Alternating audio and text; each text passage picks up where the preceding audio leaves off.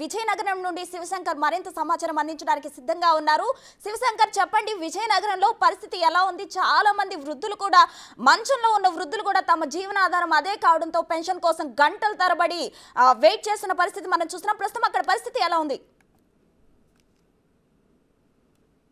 ప్రసన్న, అయితే విజయనగరంలో మాత్రం ఉదయం 6 నుంచి సుమారు 11 గంటల వరకు కూడా పెద్ద ఎత్తున వృద్ధులు కావచ్చు, వికలాంగులు కావచ్చు సచివాలయాలకు అయితే చేరుకున్నారు. సచివాలయం చేరుకుని తమ పెన్షన్ గురించి అడగడం జరిగింది. అయితే సచివాలయ సిబ్బంది మాత్రం ఈ రోజు కాదు, 4వ తేదీని ఇస్తాం, 4వ తేదీ ఉదయం 7 గంటల నుంచి సాయంత్రం 7 గంటల వరకు పెన్షన్ అనేది డిస్ట్రిబ్యూషన్ చేస్తామని అయితే చెప్పారు. అయితే ఇంతకుముందు 1వ తేదీన ఇటు వృద్ధులు అందరూ కూడా సచివాలయాలకు వెళ్లి తమ పెన్షన్ ఎప్పుడు ఇస్తారని అడిగితే మాత్రం వాళ్ళందరూ కూడా 3, 4, 2 తేదీలు కూడా చెప్పడం జరిగింది. సో దీంతో వృద్ధులందరూ కూడా ఉదయం 6 గంటల నుంచే ఈ సచివాలయాలకు అయితే బారులు తీయడం జరిగింది. అయితే చాలా మంది అయితే సచివాలయంలో ఇచ్చిన ఇన్ఫర్మేషన్ ప్రకారం చాలా మంది వెనుతిరిగి ఇంటికి వెళ్ళడం జరిగింది. అయితే కొంతమందికి ఇంకా ఇన్ఫర్మేషన్ సరిగా లేకపోవడంతో మధ్యలో కూడా వచ్చి వెళ్ళడం అనేది జరుగుతుంది. అయితే సచివాలయ సిబ్బంది కూడా ఇంతవరకు కూడా బ్యాంకు నుంచి ఎటువంటి నగదు కూడా వారికి చేరుకోలేదు. దీంతో వారు కూడా కొంత ఇబ్బంది పడుతున్నారు. ఎందుకంటే ఓ పక్క వృద్ధులు వికలాంగులు తాకిడి ఎక్కువ అవుతుంది, మరో పక్క బ్యాంకుల నుంచి ఎటువంటి నగదు కూడా రాకపోవడంతో కొంత సమస్యాత్మకంగా మారిందని చెప్పుకోవచ్చు. అయితే ఓవరాల్ గా ఇది స్టేట్ వైజ్ ప్రాబ్లం కాబట్టి చాలా మంది అయితే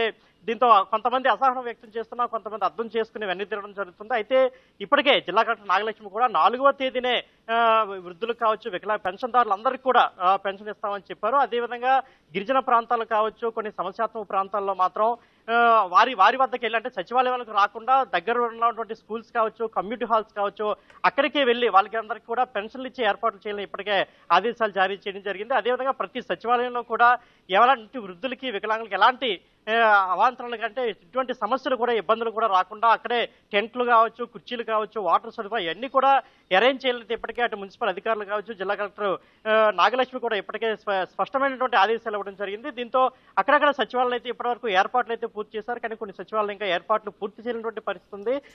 వాళ్ళు కూడా ఈ సాయంత్రం కావచ్చు, అదేవిధంగా రేపు ఉదయానికి పెన్షన్లు పంపిణీ చేసే సమయానికి మొత్తం అన్ని కూడా క్లియర్ చేస్తాం. ఉదయం 7 గంటల నుంచి కూడా ఖచ్చితంగా పెన్షన్లు అయితే ఇచ్చి తీరుతామని అయితే వాళ్ళు చెప్తున్నారు. Prasanna. Right, thank you Shivshankar.